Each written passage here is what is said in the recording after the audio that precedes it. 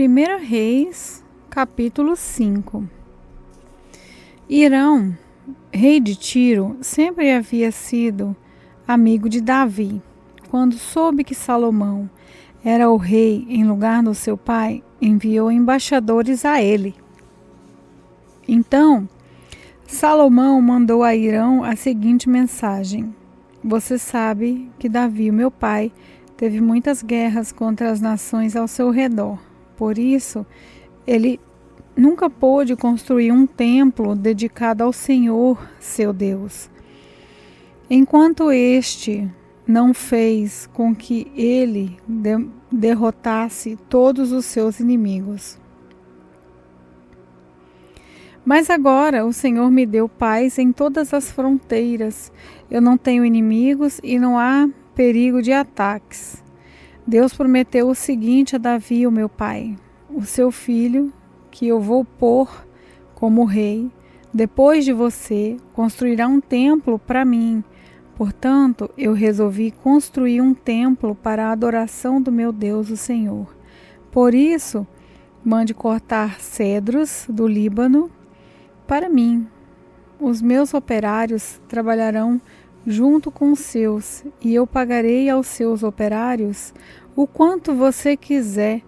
Como você sabe, no meio do meu povo não há quem saiba cortar árvores tão bem como a sua gente da cidade de Sidom.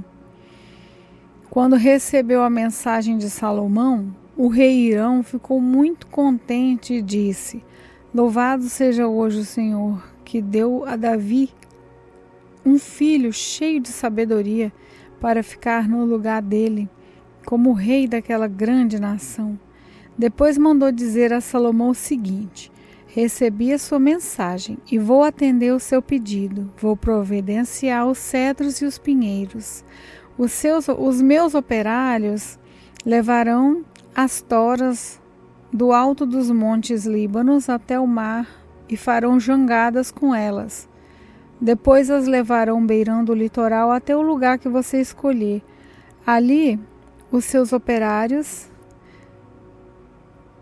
desamarrarão as toras e os seus operários tomarão conta delas. E eu gostaria que você fornecesse a alimentação para os meus operários. E assim Hirão forneceu a Salomão toda a madeira de cedro e de vinho e de pinho que ele pediu. E cada ano Salomão forneceu a Hirão 2.000 toneladas de trigo e 14.000 litros de azeite de oliva puro para alimentar os homens dele. O Senhor Deus cumpriu a sua promessa e deu sabedoria a Salomão. Havia paz entre Hirão e Salomão. E eles fizeram um acordo entre si. O rei Salomão convocou em todo Israel um grupo de 30.000 trabalhadores forçados e pôs Adomirão como chefe deles. Salomão dividiu esses trabalhadores em 3 grupos de 10.000 homens. Cada grupo passava um mês no Líbano e 2 meses em casa. Salomão também mandou à região montanhosa 80.000 homens a fim de cortar pedras e 70.000 homens para carregá-las. Ele colocou 3.300 chefes para dirigir o trabalho deles. Obedecendo às ordens do rei Salomão, eles cortaram grandes prédios de boa qualidade para os alicerces do templo. Os trabalhadores de Salomão e de Hirão e alguns homens da cidade de Biblos prepararam as pedras e a madeira para a construção do templo. 1 Reis, capítulo 6. 480 anos depois que o povo de Israel havia saído do Egito, no 4º ano do reinado de Salomão em Israel, no mês de Give, o 2º mês, Salomão começou a construir o templo. O templo media 27 metros de comprimento por 9 de largura, por 13,5 de altura. A sala da entrada media 4,5 metros de comprimento por 9 de largura, isso é, a mesma largura do santuário. As paredes do templo tinham janelas que eram mais estreitas do lado e de fora do que do lado de dentro. Encostados nos lados e nos fundos do templo, Salomão construiu 3 andares de salas, cada andar medindo 2,20 metros de altura. As salas do andar de baixo tinham 2,20 metros de largura e as do andar do meio tinham 2,70 metros de largura e as do andar de cima 3,10 metros de largura. Em cada andar, as paredes do templo eram mais finas do que as do andar de baixo. Assim, as salas se apoiavam nas paredes, evitando que as vigas entrassem nessas paredes. O templo foi construído com pedras que haviam sido preparadas nas pedreiras, para que assim, durante a construção, não se ouvisse o barulho de martelos, machados ou qualquer outra ferramenta. A entrada para as salas do altar, térreo, ficava do lado sul do templo, e havia escadas para subir ao segundo e ao terceiro andares. E assim o rei Salomão terminou a construção do templo, colocando um forro feito de vigas e tábuas de cedro. Salomão construiu 3 andares, a sala encostadas nas paredes do templo e ligados com elas por meio de vigas de cedro. Cada andar media 2,20 metros de altura. O Senhor Deus disse a Salomão: se você obedecer a todas as minhas leis e mandamentos, eu farei por você aquilo que prometi a Davi, o seu pai. Viverei entre o seu povo de Israel nesse templo que você está construindo e nunca os abandonarei. E assim, Salomão terminou a construção do templo. As paredes do templo foram forradas por dentro com tábua de cedro, desde o chão até o teto, e o assoalho foi feito de pinho. Na parte de trás do templo foi construída uma sala interna, que foi chamada de Lugar Santíssimo. Ela media 9 metros de comprimento e era separada por uma divisão feita de tábuas de cedro, que iam desde o chão até o teto. O lugar santo, que ficava em frente ao Lugar Santíssimo, tinha 18 metros de comprimento. A forração de cedro era enfeitada com enfeites em forma de cabaças e de flores. Toda a parte de dentro da sala era revestida de cedro para que as pedras das paredes não ficassem aparecendo. Como já foi dito, na parte de trás do templo foi feita uma sala, o Lugar Santíssimo, para nela ser colocada a Arca da Aliança de Deus. Essa sala media 9 metros de comprimento por 9 de largura, por 9 de altura, e era toda revestida de ouro puro. O altar era revestido com tábuas de cedro. O lado de dentro do templo era revestido de ouro, e na entrada do Lugar Santíssimo foram colocadas correntes de ouro. Essa sala também era revestida de ouro. Todo o templo por dentro e também o altar do Lugar Santíssimo eram revestidos de ouro. Foram feitos 2 querubins de madeira de oliveira, os quais foram colocados no Lugar Santíssimo. Cada um deles media 4,40 metros de altura. E 2 querubins tinham o mesmo tamanho e a mesma forma. Cada um tinha 2 asas, e cada asa media 2,25 metros de comprimento. Assim, a distância da ponta de uma asa até a outra era de 4,5 metros. Os 2 querubins foram colocados no Lugar Santíssimo. Eles estavam de asas estendidas, de maneira que a asa de um tocava uma parede e a asa do outro tocava a outra parede. E no meio a asa de um tocava a asa do outro. Os 2 querubins eram folheados a ouro. As paredes do lugar santo e do lugar santíssimo eram todas enfeitadas com figuras entalhadas, representando querubins, palmeiras e flores. Até mesmo o assoalho das 2 divisões eram revestidos de ouro. Na entrada do lugar santíssimo foi colocada uma porta dupla, feita de madeira de oliveira. No alto, as obreiras formavam um arco em ponta. As portas eram enfeitadas com figuras entalhadas, representando querubins, palmeiras e flores. As portas e os querubins e as palmeiras eram folheadas a ouro. Para a entrada do lugar santo foram feitos batentes retangulares de madeira de oliveira. Havia 2 portas de 2 folhas que eram feitas de pinho, enfeitadas com figuras estampadas de querubim, palmeiras e flores, que também eram folheadas a ouro. Em frente ao templo foi construído um pátio interno, fechado por muros que tinham uma carreira de vigas de cedro para cada 3 carreiras de pedra. Os alicerces do templo foram colocados no mês de Ziv, o 2º mês, no 4º ano do reinado de Salomão. No 11º ano do reinado de Salomão, no 8º mês, o mês de Bu, o templo foi completamente terminado, exatamente como havia sido planejado. Salomão levou 7 anos para construí-lo. 1 Reis, capítulo 7. Salomão também construiu seu palácio e levou 13 anos para terminá-lo. O salão da floresta do Líbano media 44 metros de comprimento, por 22 de largura, por 13,5 de altura. Ele tinha 3 fileiras de coluna de cedro, havendo 15 colunas em cada fileira, com vigas de cedro que se apoiavam nelas.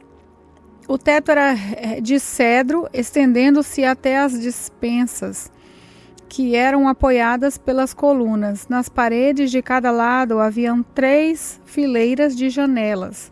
Todas as portas e todas as janelas eram quadradas e as 3 fileiras de janelas de cada parede ficavam exatamente em frente às fileiras de janela da parede do outro lado. O salão das colunas media 22 metros de comprimento por 13,5 de largura.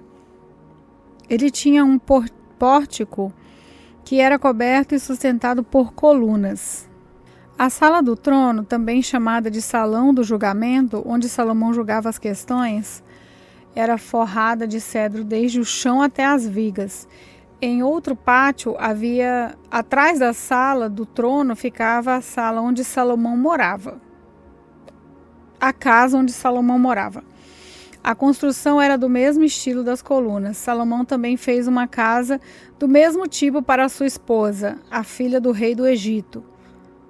Todas essas construções e também o grande pátio foram feitos de pedras escolhidas, desde o alicerce até a beira do telhado. As pedras foram preparadas na pedreira e cortadas sob medida, sendo os lados de dentro e de fora cortados com serras.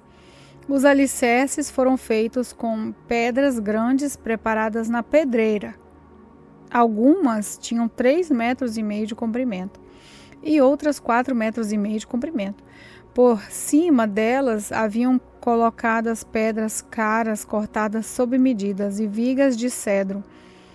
O pátio do palácio, o pátio interno do templo e a sala da entrada do templo tinham paredes feitas com uma carreira de viga de cedro para cada 3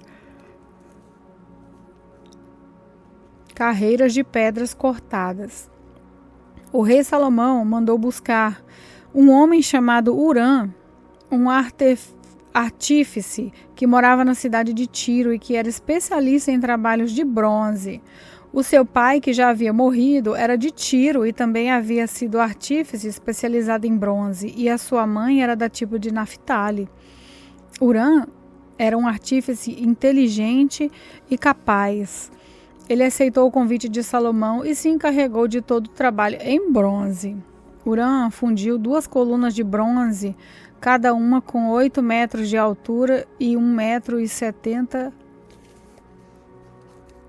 de diâmetro, e as colocou na entrada do templo. Ele fez também 2 remates de coluna, cada um com 2,20 metros de altura, para serem colocados no alto das colunas. O alto de cada coluna era enfeitado com um desenho de correntes entrelaçadas e 2 carreiras de romã feitas de bronze. Os remates das colunas tinham o formato de lírios, mediam 1,80 m de altura e foram colocados numa parte redonda que ficava por cima do desenho de correntes. Em cada remate de coluna havia 200 romãs de bronze colocadas em 2 carreiras. Hurã colocou essas 2 colunas de bronze na frente da entrada do templo.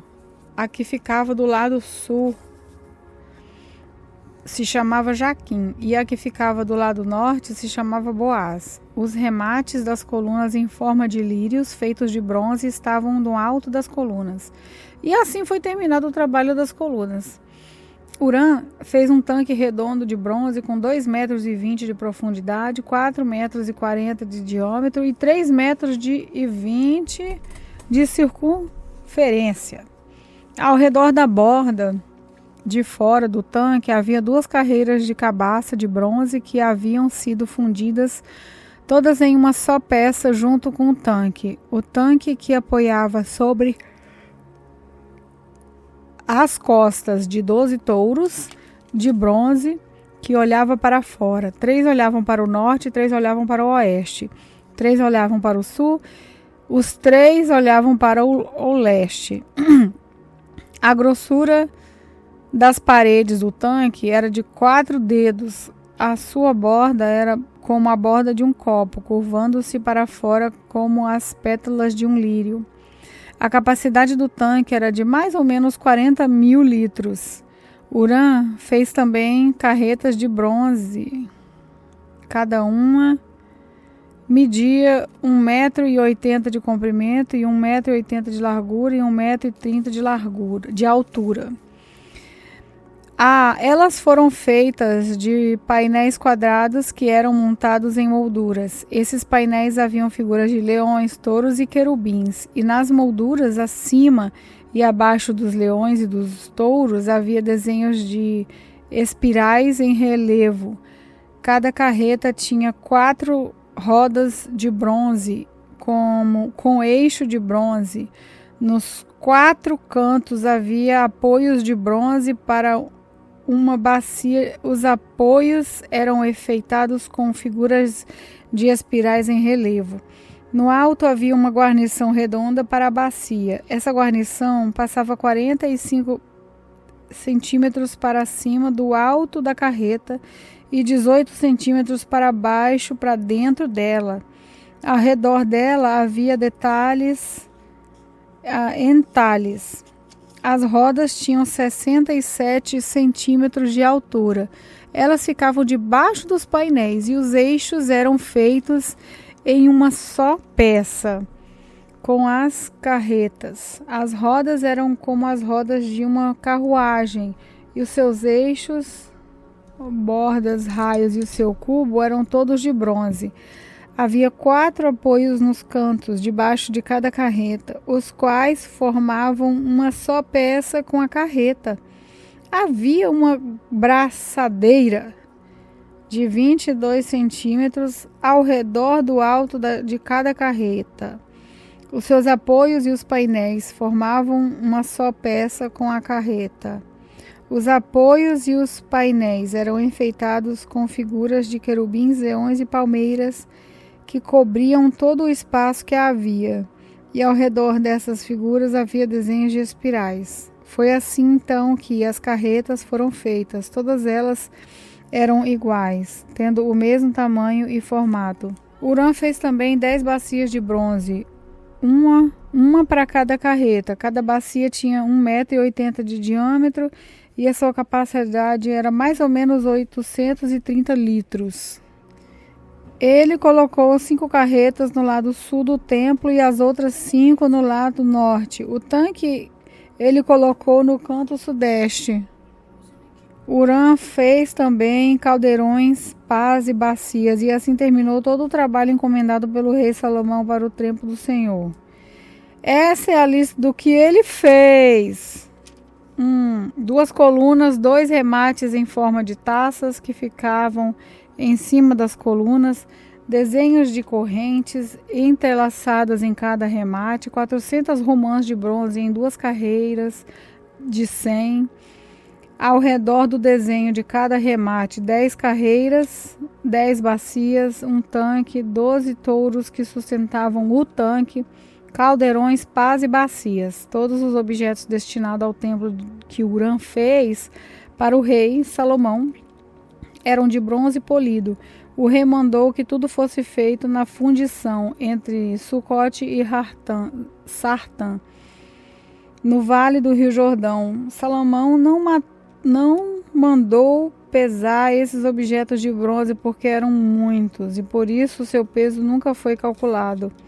Salomão também mandou fazer para o templo os seguintes objetos de ouro: o altar, a mesa para os pães oferecidos a Deus, os 10 castiçais que ficavam em frente ao lugar santíssimo, 5 no lado sul e 5 no lado norte, as flores, as lamparinas e as tenazes, as taças, as tesouras que cortam a pavio da lamparina, as bacias, os pratos para o incenso e os braseiros, as dobradiças para as portas do lugar santíssimo e para as portas do templo que davam para fora. Todos esses objetos foram feitos de ouro. Quando o rei Salomão terminou todo o trabalho do templo, colocou na sala do tesouro do templo todas as coisas que Davi, seu pai, havia separado para o Senhor Deus. Isso é, a prata, o ouro e outros objetos.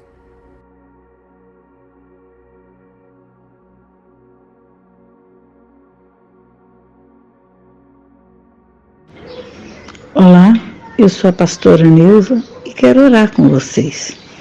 Querido Espírito Santo, que nesse dia, que Tu venha nos abençoar, que Tu venha nos dar graça, nos dar sabedoria do Teu Espírito para aprender de Ti. Que nós possamos renovar as nossas forças, que Tu derrama sobre nós a Tua paz, a alegria, que nós possamos confrontar cada dia com tantas lutas, tantos problemas, mas crendo na vitória, crendo que nós venceremos todas as coisas para a honra e a glória do nome de Jesus.